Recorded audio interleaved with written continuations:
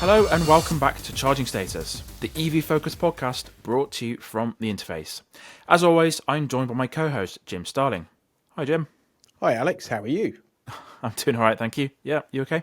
Yeah, good. Just annoying people on YouTube for the last 24 hours. That's been You've been doing that for like 2 or 3 years, haven't you? I think so, yeah. Yeah, actually 4 now, but yeah. There we go. Yeah, what's going on? Well, I've got a new car, and Oh, yeah. it's been slightly controversial because it's a Tesla. Another one. And that must mean that I support the orange man and his compatriot in the US. I'm not a US citizen, by the way. And possibly, I'm a genocidal maniac myself. Instead, I actually just got an amazing car. And by the time this goes out, I take it this is not going out today. No, this will be going out later in the week, yeah. Yeah, by the time this goes out, people will know that I've got it for a 2-year lease for £10 a month. There we go. Yeah. Yeah. Very, very good. Unbelievable price, you'd say, really. So I'm not a genocidal maniac. I'm just not a complete fool. Yeah. Yeah. What about you? What have you been up to? What have you been driving? I haven't been driving many EVs since we last spoke. I've had the Kia Picanto. I think we mentioned that last episode. 1 litre, sort of like 15 grand, little hatchback. There's not many of those left now. Not many car manufacturers are making sort of affordable sort of petrol hatchbacks anymore. And the Kia Picanto, because I asked for the cheapest version you could get, and that's really, really surprised me because you get a lot of kit as standard. I mean, it's got I don't know if you've played with it. The Kias have the Kia Connect app, and you can see. Yeah, I never have actually. Yeah, you can see where the car is in real time. On the EV models, you can preheat them. You can see all of your journeys. One of the things I mentioned in the video was that if you do mileage for work, it will log all your journeys for you in the app, and you can just get the mileage off. And that Kia Picanto, the cheapest version's got all that stuff. You can lock the doors and from your phone and stuff. It's brilliant, and the infotainment is probably the best I've seen on a small car because it's pulled straight from the big expensive ones. So that's great. It's amazing. And I was getting 55 mpg. I even took it up to Manchester as well to go and see Smith and Sniff. And that was perfectly fine. If anything, it was great because it was so small. Once I got into Manchester and was stuck in miles and miles of traffic, it was actually fine. So, did you manage to go around central Manchester without getting any kind of like bus lane fine or anything? Well, I hope so. Usually about 50% of the lanes are closed for roadworks, and they divert you somewhere, and then that diversion sends you through a bus lane or something. And I've had probably 3 bus lane fines in Manchester because of roadworks. Oh, I had a random fine in London, actually. I went into London for the Xpeng event, and I got this letter through saying apparently there's this thing called the Bank Junction in London that's new, newish. And there's a video. I found there's a video of me driving into this junction thing at the wrong time of day. So I just paid the fine. They're all out to get you. Yeah. No, so I was impressed with their Kia and Smith and Sniff did their live podcast at the Tesla service centre in Manchester. Brand new place. So really, really good. I listened to that one yesterday, and I thought the first 5 minutes were a bit flat. Like the audience were a bit dead. And then it seemed to like really pick up, I thought, after that. They didn't have you as the warm-up man or anything, did they? Well, no, not this time, no. Oh, just wondered.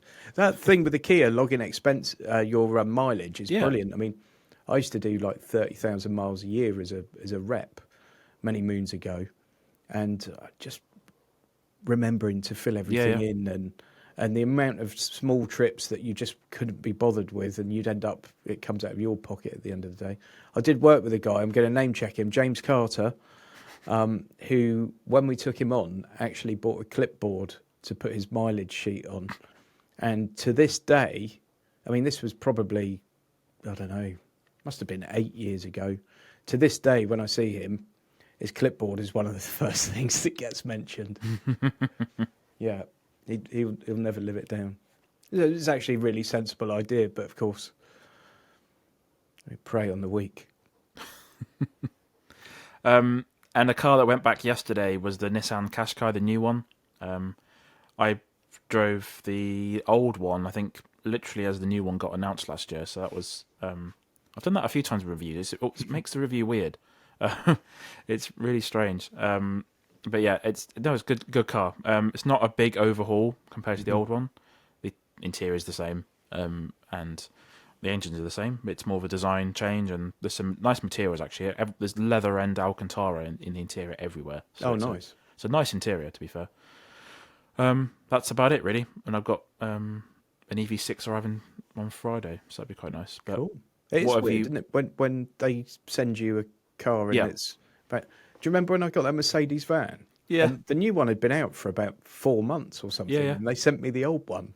Very weird, isn't I it? just thought, what? Why? But very odd. Yeah. yeah. What have you been driving and doing for the past few weeks? I haven't been driving too much. I just haven't had things booked in for a while, simply because I've had so much going on that I just haven't had time to fit things in. And I did have a week where I could have really done with something, but as you know, you have to book these things well in advance. So I had the Skoda Fabia, the Monte Carlo edition. That's a 1 litre petrol. Nice. Had that in for Men and Motors. That's my last video for Men and Motors. So I don't know when that one will go out. It's actually a really good little car. Yeah. Nothing to complain about with that. It's one of those cars that's quite difficult to review because it sort of makes sense for a lot of people and doesn't really have too many weak points. But yeah, that was good. I've got a lot more coming up in April actually, which we'll probably talk about in a bit. Nice. Yeah. But the new car has obviously been keeping me amused for the last couple of days. The Tesla Model 3, it's the Bogo standard rear-wheel drive in, I think they call it Pauper White. Okay. Or Common as Muck White. And I just love it. I think it's a brilliant car to drive. Absolutely fantastic car to drive. Yeah. It doesn't have stalks, which will annoy a lot of people. I think it's a stupid idea. I don't know why they did it. Obviously, they've reverted back on the new Model Y. But in practice, you get used to it after about 12 minutes. Yeah. So it's not the end of the world. No, when I did that video with Graham about his Tesla Model 3, it surprised me for the first few minutes again. But after, like, as you say, 10 or so minutes, it's fine. And we even went round one of the big roundabouts in where he lives. It's like the Magic Roundabout in Swindon. So, yeah. that was fun. But yeah, it was absolutely fine. That's an experience, isn't it? Yeah, but it's fine. Like, you just have to think a little bit more. And once you've got used to it, like, you'll be doing your driving it most days, it'll be absolutely fine. Yeah. So. The weird thing is then when I get back into the other one. Oh yeah. And that's got stalks. Yeah. But there you go. I'm used to swapping between cars. I should give a shout out to Graham, by the way, because he actually likes the things that I stick up on Twitter, and only about 3 people do that. So thanks, Graham. Yeah, he's great. And then we're recording this on Tuesday 25th, and then last week, which was that's a week ago. I can't believe that, nearly a week ago. But me and you were both in Milton Keynes in Wednesday last week for the brand new launch of the BYD Sealion 7. So apart from spending the day with me, what did you think about the day? I thought it was really impressive, actually. Obviously, we didn't get hours to drive the car, and we were both filming, weren't we? So, yeah. You know, in effect, we had our time sort of cut in two. Yeah. But initial impressions were really positive. It was way more comfortable than I expected. Like, the ride quality, I thought, was exceptionally good for a car of its size and weight. And yeah, there was a lot to like about it. I'd like to have seen them perhaps price it a tiny bit keener, but I guess they want to be. They're going off the Tesla Model Y with it, but maybe they're trying to be like a more premium alternative. In which case, maybe the pricing's bang on. The one thing that annoyed me, which will come out in my video, is that driver information display, because once again it looks really low res and Hmm. slightly weird, isn't it? How it looks like it's been laminated into the dash and it's Yeah. reduced the resolution even further. And it's Yeah, it's such a almost... small thing, and I don't know, but it's something you look at all the time. So it's a little bit disappointing. But the rest of the car I thought was brilliant in the brief time I spent with it. Yeah, I thought in comparison to the infotainment looked really, really slick Yeah. and worked really well. And then you got that, which looked a bit weird, but hopefully it's something they can sort out at some point. Yeah, your review should be coming out soon. My one I published on Saturday. I was really impressed with it. There's a funny segment in my video where I mentioned how good the ride quality is, driver of a pothole, and the camera just goes. Pff. So that's what you get for driving in the UK, I think, at the moment. But it was, really premium car, and the materials are really, really good. So I think they've done a really, really good job with it. Prices for that one are 46,990, so not cheap. But as you say, it's on the same sort of playing field as the Model Y. So We should mention as well that we ran into John Bentley of Top Gear and Gadget Show fame. That was fun. And John actually asked for the name of our podcast. So he could be listening to this. Yeah. So if you're listening, John, hello and thank you. We often run into John at driving events and things, and he's always just a really lovely, approachable chap. And it's good to see him again. Yeah. We didn't get a chance to do some interviews with Stella Lee, who's she's the president of BYD, I think. That's her job I think title. she's number 2 in the chain, but number 1, I don't know if he speaks English, and I don't think he does too much in the way of public appearances. Well, so she's really the sort of face of the brand, I think. Yeah. Well, she did some interviews with some of the larger automotive outlets, and she revealed to them that the BYD Seagull is going to be renamed, and it is coming to the UK later this year. It's going to be called the Dolphin Surf. And she said, I quote, "It's not going to be the cheapest, but it will be the best value." So, okay, it's and apparently it's going to be upgraded in a few different ways. I'd imagine for safety reasons, and some other bits and pieces. But that's going to be really, really good if they can get it in between the Dacia Spring and something like the Fiat Panda, the new one. Like 15 to 20 grand mark, that would do really, really well for them, I think. Yeah, I mean the Dolphin's a brilliant little car. It is, yeah. And watch that with interest then. Yeah. So I thought it was quite interesting. There's some other bits she said that we haven't got it mentioned for the whole show, but BYD the day before the event they announced they got Megawatt Charging now, so 1,000 kilowatt EV charging. They are going to bring it to the UK, but not anytime soon. No, and I mean there aren't any cars that can take it at the moment. So, no. But I mean the numbers on that were unbelievable, weren't they? 250 miles of range in 5 minutes. Crazy, isn't it? Was it 2 kilometers a second? Something like that. Yeah. Yeah. I mean, it boggles the mind, doesn't it? Yeah. The other thing was that DJI tie-in with the drone. Where you can literally send a drone out from the car and it will take nice cinematic shots of you driving along. And you can sit in a traffic jam and send it on to see what's going on ahead and all kinds of crazy stuff. Yeah, it was more lifestyle than sort of professional aspects. But yeah, you could get a nice little clip of your car driving along, which is quite cool. But yeah very cool. Yeah. And then other news, we had the launch of the ID.1 concept from VW. That was in Germany. Won't be launching until 2027, which I feel is way too late. Ever so slightly longer than the UP. It's going to have some of the software that's been developed with Rivian. Obviously, VW have started this sort of joint venture with Rivian and put billions into the company. And they're saying the target price is, what, 20,000 euros? About that, yeah. Yeah, what are your thoughts on it? Because I'm looking at my Say It Me, which is about to be picked up by its new owner, and thinking it's not incredibly different. No. And at the moment, VW don't have a small electric car on sale, and they could have possibly got it to us earlier and given us a bit more. Yeah. So the UP is 3.6 metres long. This one's 3.8. and it's about the same height as well, if not a little bit taller. I think it looks good. They've carried some bits over from the up, so like the glass tailgate. I know it's metal on yours, but on the up it's completely glass. They've carried that over, which is really cool. The interior for me is probably the best bit. Yeah. So they've retained some physical buttons, which is really, really good. I'll put some pictures on screen if you're watching this podcast. There's some bits from the ID.7. So in the ID.7, they got rid of that. You know, on the ID.3, you've got that little display that's in front of you. It's on the steering wheel column. Well, in the ID.7, they put like a slit, like a very thin screen in front of you. They've done the same with this one, and I think it looks quite good. I was quite impressed with that display in the ID.7.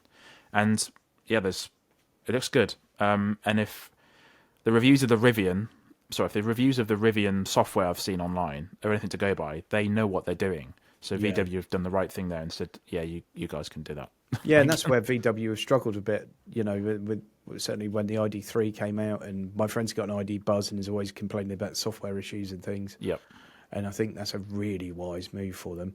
I just think it should be here now. Like in 2027, I feel like there are going to be rivals around that give you all of that for the same price or less, and also do 250 miles. Or cost $5,000 less and do the same mileage. I don't know, a little bit late to the party with it. Hopefully they can push it. Obviously the ID.2's also coming, but hopefully they can push it and get it out a bit quicker. Otherwise, I don't think it's going to have as many bums on the driver's seat as it possibly deserves. No, with things like you mentioned the BYD, the smallest model is going to come this year. Like they need to get on with it really. But I don't know. Obviously, we'll never know what timeline they were working on. But I'd imagine it wasn't that long ago that they realised that that their trajectory wasn't the best for their EVs. So it takes a long time to steer that ship around, doesn't it? I suppose. Yeah, definitely. Yeah. Yeah. Oh well. I'll be looking forward to that. There's always something nice about a Volkswagen hatchback, and in my experience, the VW dealers have looked after me and other people I know very, very well, especially in my area anyway. So hopefully better than the Seat dealer looked after me. Yeah. My formal complaint is in. Fair enough. Yeah. Little bit of news here. So surprisingly, BMW has sold more electric cars than Audi and Mercedes combined in 2024. You've driven more BMW EVs than I have, and I'd imagine, based on your reviews, they're actually quite good, and same with the Minis as well. So for some figures, BMW sold just under 370,000 EVs worldwide, that is, and Audi sold 164, and Mercedes sold 185.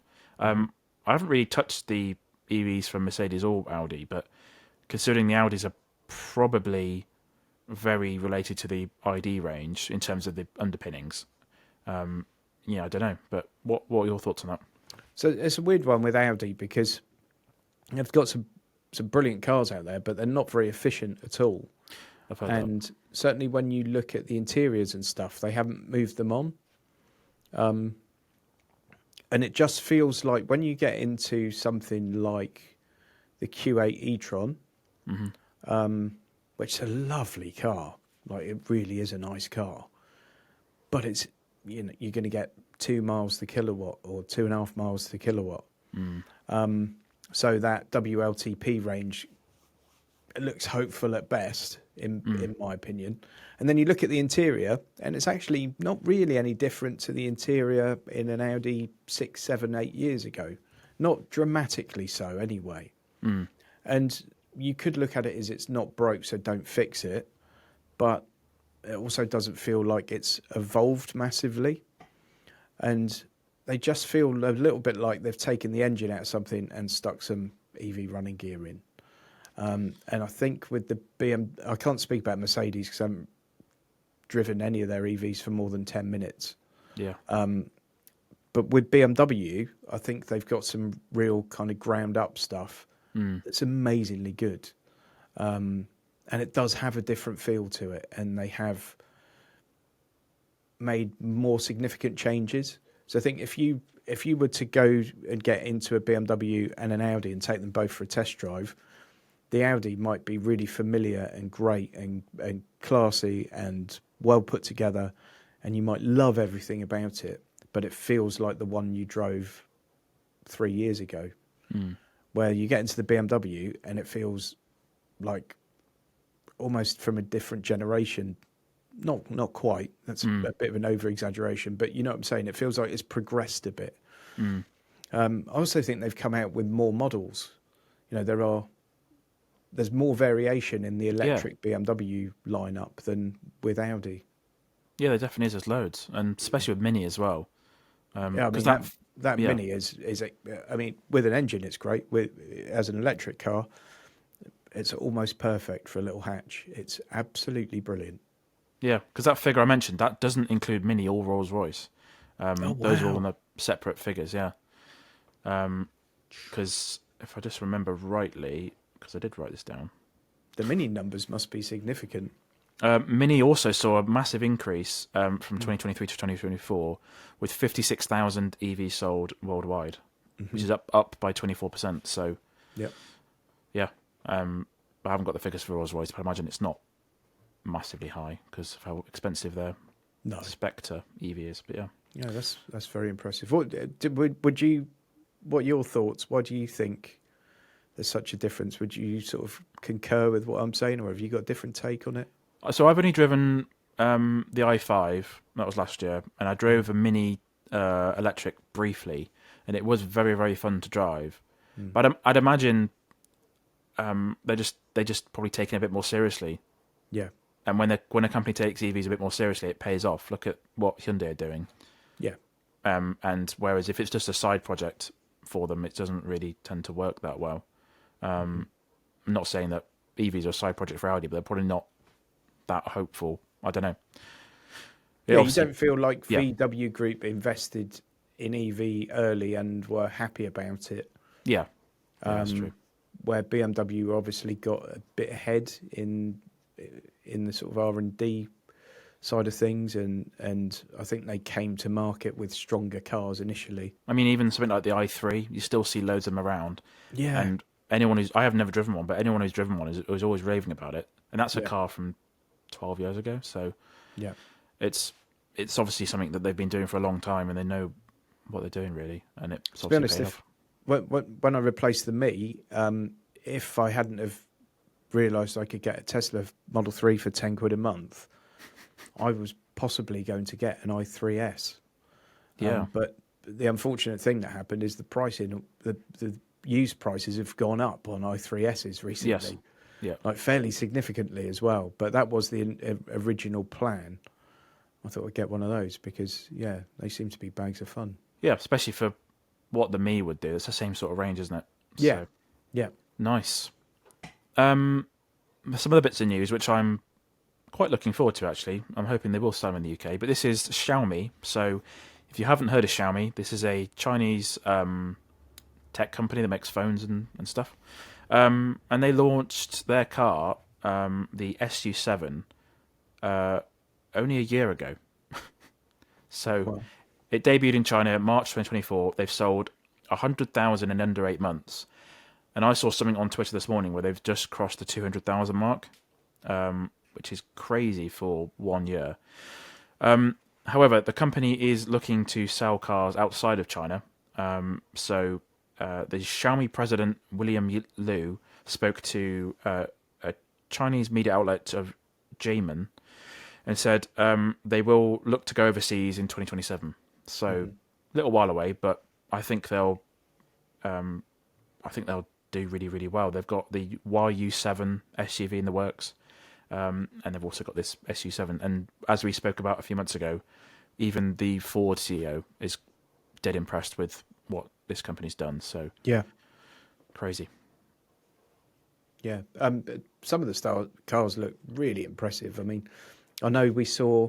Were you with me at something? Maybe like everything electric when it was still called Fully Charged. We went to one together in Farnborough a few years ago. Yeah. Yeah, and they had the one that's a Model 3. There you go. I've said it. It had absolutely no inspiration whatsoever from the Tesla Model 3 or the BYD Seal. But I mean, it looked great. It was like they'd taken a Model 3, which is a bit of an ugly duckling, certainly Yep. was an ugly duckling, and just made it look fantastic. And then you looked at the numbers behind it, and everything looks really strong. Yep. And I know they're selling massive numbers in China, aren't they? They are. So they look set to be another BYD, really, another sort of powerhouse. Yeah. It's been a very China-focused episode this month, and we got one more story as well. So a few days ago, MG, well, the MG in China, they announced the new MG4, and this was a major reworking of the vehicle. It looks very, very different. The interior's not being revealed yet. And just today, MG spoke to Autocar, and they said that this new MG4 isn't going to come to the UK. Instead, they're just going to have an extensive interior refresh. But I don't know. I really don't understand that, because compared to the old one, this new one looks quite a lot sort of cleaner in terms of its design. I don't know. It looks a lot less aggressive, doesn't it? That's it. Yeah. It's a lot rounder, and it sort of smells a little bit of Ford Puma to me. I can see that. And they borrowed some design bits from the Cyberster. So they got the arrows in the indicators and the big light bar. So I don't know. That's weird. Maybe it's not worth. Maybe it hasn't been. I don't know. Maybe it hasn't been put to European standards quite right, and therefore it's not worth doing. Or maybe they just think they can, because the MG4 sells really well here still. Yep. And maybe they think they can still get a bit of life out of that and not have to retool for a right-hand drive version just at the moment. I don't know what other markets it's going to. I don't know if it'll be going to other right-hand drive countries or not. But Not sure. Yeah. I don't know. It seems like a really weird decision because they've sold so many of them, and MG are doing really well in the UK in terms of new car sales figures, especially on the EV front. Yep. So yeah, puzzling. Yeah, it is a bit weird. There are also some new Toyota EVs, which we'll talk about next month. And there's some other bits and pieces from BYD to talk about. So what are you up to for the next month? So in the next few weeks, I've got as I mentioned, the Kia EV6. So the brand new Kia EV6, which would be quite nice to test out because I've not driven the old version, so it'd be nice to see what this one's like. And that's it for EVs. I've got the Seat Ibiza and then the GV70 petrol, which would be quite good. The Seat Ibiza, actually, I found out yesterday, it's going to get a refresh at the end of 2025. Really? Like a facelift. So, yeah. I was half expecting Seat to vanish, to be honest. Yeah, there was some. We haven't mentioned it obviously, but there were some reports this week and last week that Seat aren't going to do EVs until the very last minute. Because I didn't even realise, but the Cupra Born was initially shown off as a Seat Born, and then it was moved to Cupra. So yeah, they're not going to do any EVs until the end of the decade, until they actually have to. Obviously, they did the Me, but yeah, which they can't repair in most of their dealerships. Anyway, I'm not bitter about that at all. And that's about it. So no EVs, I don't think, until after the Kia, until April, May time. So okay. So May time, sorry. Yeah. And then what have you got coming up? Well, I've got the Ford Puma, which is not an EV. No. Then I've got the Ford Explorer. I'm really looking forward to that. I know it's an ID.4 with a different hat on, but I'm really looking forward to that. I think it's a really nice looking car. I just hope the interior quality is a bit better than I've seen in some recent Fords, but we'll see. And then I've got the Polestar 4, which I'm really looking forward to. Be nice. I'm a massive fan of the Polestar 2. I've had a couple of those in over the years, and just keen to see what sort of the next stage of Polestar is. And it's been a while as well, so looking forward to getting that. And this afternoon, if the weather stays fine, I'm recording a review of a robot lawnmower. There you go. You don't get that from many car journalists, do you? A robot lawnmower. It looks absolutely brilliant, so I can't wait to get out there and start messing around with that. A bit further down the line, me and you will be going to Goodwood Festival of Speed in July. I'm looking forward to that. That'd be really good because I've not been to that show before. So, Be good. We'll probably record a special podcast there, I dare say. Maybe wandering around. Yeah, be quite good. Yeah. They usually have Electric Avenue, which has got all the EV stuff. So maybe we'll just wander through that and talk about the cars as we go. Sounds good. There you go. Planning live on a podcast. And then I'm hoping to do Munich Motor Show in September. In fact, I will be at Munich Motor Show in September. And then possibly SEMA in November. And SEMA is my absolute bucket list car show.